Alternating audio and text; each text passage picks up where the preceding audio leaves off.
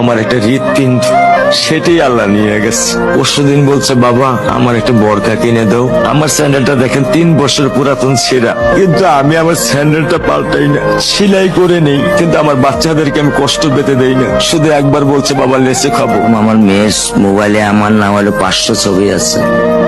আমি এখনো সাহস পাইনি আমার মেয়ের একটা ছবি বের করে দেখতে। আমার সেই সাহস নাই। আমি সেই সাহস হারাই ফেলছি, কারণ ও আমার ছিল হৃৎপিণ্ড। ওর জীবনে এমন কোনো চাওয়া নাই যেটা আমি পূরণ করি নাই। পরশুদিন বলছে বাবা আমার একটা বরকা কিনে দাও।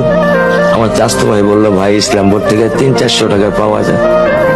আমি সাথে সাথে নিউ মার্কেট থেকে আমি 1000 টাকা দিয়ে আমার মেয়েকে বরকা এনে দিচ্ছি।